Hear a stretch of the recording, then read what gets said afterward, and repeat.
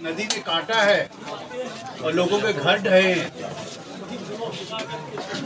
तो नदी ये नहीं देखती कि कौन किस घर का है, कहाँ का है, किसके पास कितना पैसा है, सबका नुकसान हुआ है। और हम लोग को सबको साथ मिल करके ही जिसका जिसका नुकसान हुआ है, जो सबसे वंचित लोगों हैं उनको मदद करनी है। तो आज जो प्रमुख बिंदु है, इस समय कोई ज़्यादा नारेबाजी और भाषण देने का समय नहीं है। नुकसान बहुत बड़ा हुआ है, गांव के गांव कट गए हैं, केवल यहीं नहीं पर यहाँ पे भी, बलरामपुर में भी। तो पहले दो बिंदुओं पे काम करने की जरूरत है। पहला जो मनीष जी ने कहा था कि जो लोगों को जिनके घर टूट गए हैं, तबाह हो गए हैं, उनके लिए नए आवास के प्रस्ताव। 2 मिनट के लिए चुप रहो भाई। तो मेरा माननीय एसडीएम साहब से अनुरोध है कि जल्दी से जल्दी, क्योंकि अगर सालों साल लग जाएंगे कागज पत्र चिट्ठी लिखने में तो किसी का भला नहीं होगा। तो मेरा अनुरोध है एसडीएम साहब से। और ये आप देख रहे हैं कि आप लोग ने भी देखा होगा, पहले भी एसडीएम लोग आते थे और दिखते नहीं थे, और आज रोहित जी हैं यहाँ पे जो कि जहाँ जहाँ ज़रूरत पड़ती वहाँ वहाँ जाते हैं। तो मेरा अनुरोध ये है कि दोनों जहाँ पे क्षति हुई है उसका जो बीमा वगैरह के जो प्रावधान है उनके अंतर्गत लोगों को जल्द से जल्द राहत दी जाए। जहाँ जहाँ आवास के लिए कोई काम हो सकता है, चाहे वो बंजर ज़मीन हो, उसको इकट्ठा करके दिया जाए, या लोगों को घर बनाने के लिए जो जो सहायता दी जा सकती है उसके लिए पंजीकरण करके लिस्ट बना करके जल्द से जल्द काम हो। उस काम में मैं जो कुछ प्रशासन से, लखनऊ से मदद की ज़रूरत है उसकी जिम्मेदारी मैं लेता हूँ। तो ये तो हुआ कि जिसका जिसका नुकसान तुरंत हुआ है उस पर काम होगा। तो क्षति जिसकी हुई है उसकी में बीमा, आवास, जमीन, तीनों पे काम होगा। परंतु हर साल यही कहानी होती है हम लोग के साथ कि आज कोई गांव कटा है, आज कोई और गांव कटता है। तो भैया जरा सा 2 मिनट में शांति हो जाए। चुप रहो यार।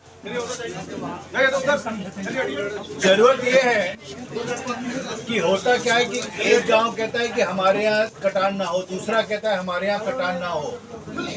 तो थोड़ा सा जरूरत ये है कि हम लोग को सबको मिल करके, जैसे आज बात हुई, अभी आपने बताया कि जहाँ पे लोगों के घर हैं, घरों को बचा करके ऐसा नियोजन किया जाए कि घरों को बचाया जाए, और जहाँ खेत हैं वहाँ पानी आता है, पानी निकल जाएगा अपने आप।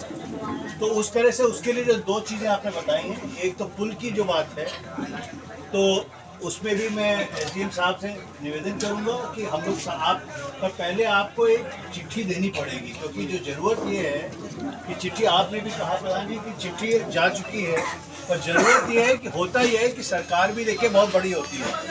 तब रोड की बात हो गई है तो रोड का पैसा आ गया है, पर जहाँ पे पुल बनना है पुल का पैसा नहीं आया। तब ज़रूरत ये है कि अगर आप लोग चिट्ठी दे दें हम लोग को, पहले डीएम साहब को दे दें, उसके बाद हम लोग जो ज़मीनी तौर पे काम करने वाले हैं, या तो मैं जाकर के लखनऊ से बजट लाऊं, या जो सही अधिकारी है उनके पास जाकर के कम से कम मेल हो जाए कि यहाँ पे प्रधानमंत्री की सड़क योजना में सड़क बन रही है, उसी पे पुल की ज़रूरत है। तो थोड़ा सा आप लोग से निवेदन है कि आप लोग जरा सा ऐसे 2-3 बिंदु जिससे कि आगे की घरों की कटान रुक जाए, उन प्रस्तावों को दीजिए। दूसरा प्रधान जी, आपने कहा कि कुछ जगह पे शायद वो बंदे का हो चुका है अप्रूवल, तो ज़रूरत ये है कि पता चल जाए कि प्रस्ताव है कहाँ पे। क्योंकि वही जो मैं कह रहा था कि होता क्या है कि एक साल आज हुई बाढ़, आज मैं आया, मैं तो शायद कोशिश ये करता हूँ आप लोग के आशीर्वाद से कि नेतागिरी कम करता हूँ, पर मैं आता हमेशा हूँ और यहाँ पे आकर के आप लोग के साथ रहूँगा जितनी बार मुश्किल होगी। पर अधिकतर समय ये होगा कि आए, थोड़ा सा वितरण हुआ, थोड़ा सा काम हुआ, उसके बाद भूल जाते हैं क्योंकि अगली बार कहीं और बाढ़ आ जाती है। तो ज़रूरत यह है कि किसी संयोजित रूप से हम लोग मिल करके 3-4 जो बड़ी बड़ी चीज़ें हैं उनको उन पे काम किया जाए। और जैसे पुल है, पुल के लिए हम लोग को तुरंत काम करने की जरूरत है कि पुल अगर हो गया और उससे आपके 500 घर बच गए तो बहुत बड़ी बात हो जाएगी। तो उस पर हम लोग काम करेंगे। तो दो बिंदुओं पे काम होगा, एक है जो कि इस समय जिनको नुकसान हुआ है उनको मदद करने के लिए, और दूसरा जिससे बार बार ये ना हो। मेरा एक और सुझाव है आप लोग के लिए कि थोड़ा सा सोचें कि अगर यहाँ पे कहीं डिसिल्टिंग जो होती है, जो बालू भर जाती है नदी में और जिसकी वजह से और ज़्यादा नदी बाहर आती है, वो भी आप लोग, क्योंकि आप लोग यहाँ पे रहते हैं, आप नदी बगल में रहते हैं, आप लोग रहते हैं, अगर कुछ जगह चयनित करके बता दें आप लोग प्रशासन को भी, कि होता क्या प्रशासन के पास भी 100 जगह से आती है, रात के 10 बजे बेचारे सोते हैं जी।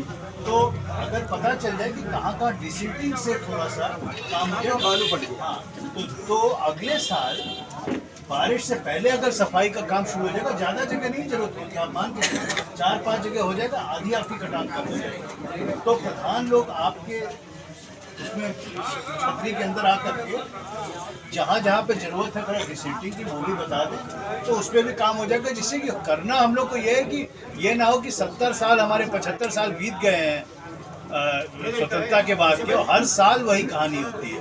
तब हम लोग को काम ऐसा करना है कि चाहे वो 6 महीने ज़्यादा लगे काम का, पर काम ऐसा करना है कि उसके बाद हर साल की कहानी रुक जाए।